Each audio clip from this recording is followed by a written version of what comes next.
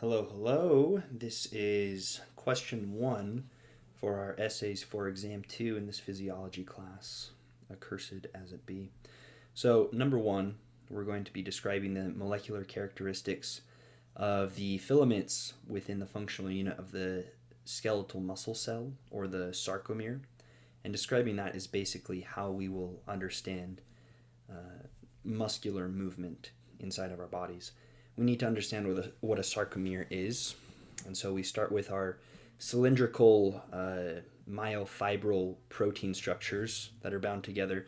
And each myofibril is composed of several varieties of protein structures and molecules.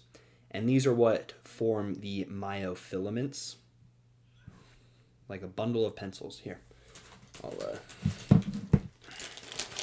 little demonstration. So if we were to have one pencil, that would essentially be what our myofibril is, a single pencil. One structure, one protein structure. But when we get a couple of them together, then we have what's called myofilaments as they're bound together. A, C, D, C. All right.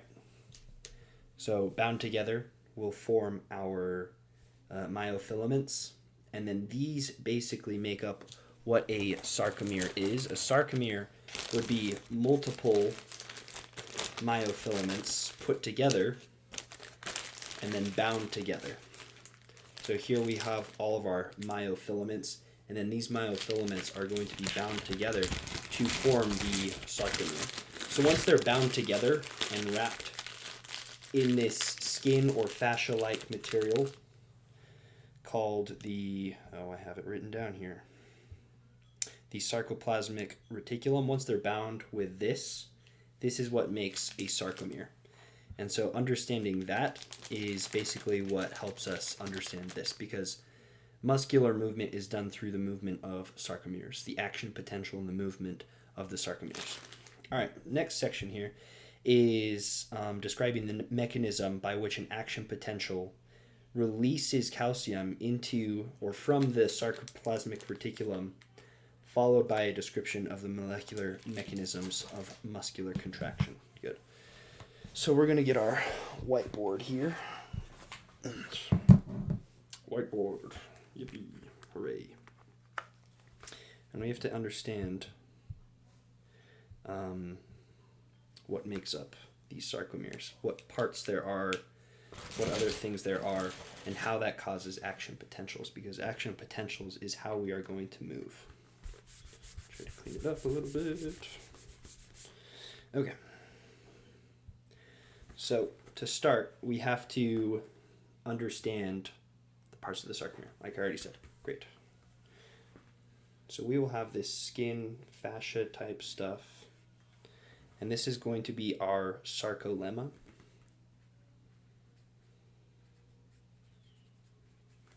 Here, and it has several pores in it. Several pores. And these pores connect down into the sarcoplasmic reticulum, that fascia stuff that binds our myofilaments into our sarcomere. It's basically a long tube.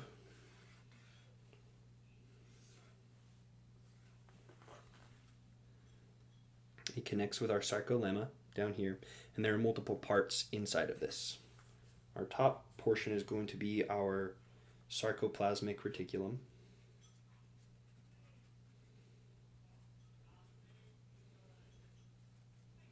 Or SR. That is the top portion.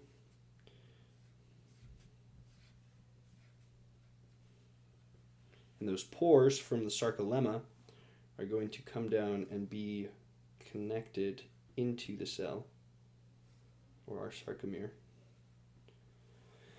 with different portions of stuff. You can see that these pores extend down here, and they're surrounded. And what surrounds these here is what's called the terminal cisternae.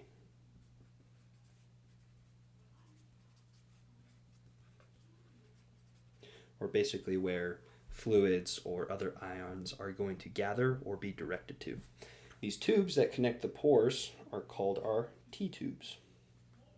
And this is all inside of a cell. Together, they make a triad. All of this is triad right here. All right. So where does the calcium come from, and how does it cause our action potential that allows our muscles to move? Great. Pulling that back up. So when our membrane up here is depolarized, when it's depolarized, this channel is going to act, and it's going to detect that depolarization and cause our receptor down here to open up our channel, allowing this calcium to move through. And so this release of calcium from the terminal cisternae, or into this terminal cisternae, is basically what causes our action potential. More on this later. We're going to move on because this is basically how our molecular mechanism of muscular contraction happens. Okay? Let's clean this up.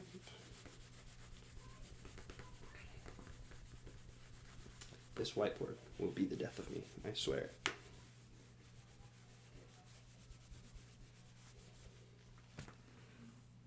Does not erase very well, as you can see.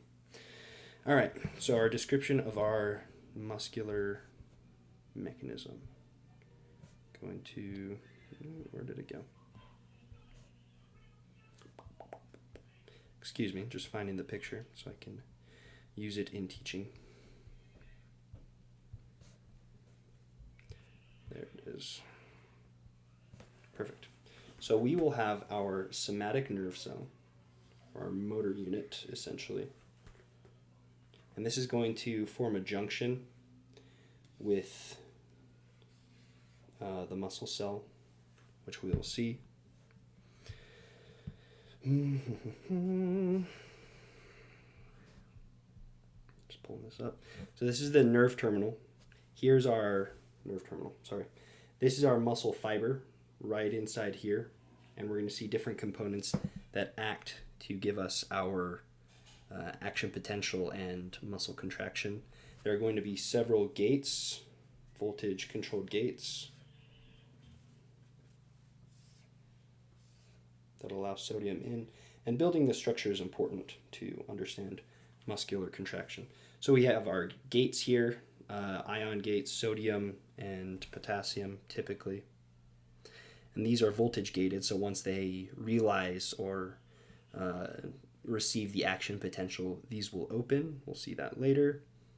We're also going to have ligand gates right in here. These two in the center are ligand gates. These are activated by acetylcholine. All right. And from here we will see a release of acetylcholine from our nerve. Okay. So right up here is our acetylcholine vesicles. These are filled with acetylcholine. Once we feel the action potential moving down from the calcium being released into the nerve cell, these vesicles are going to release acetylcholine into their receptors.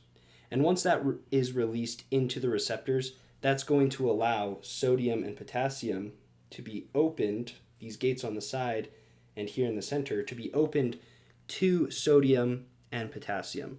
Sodium moving in, potassium moving out as we see our action potential.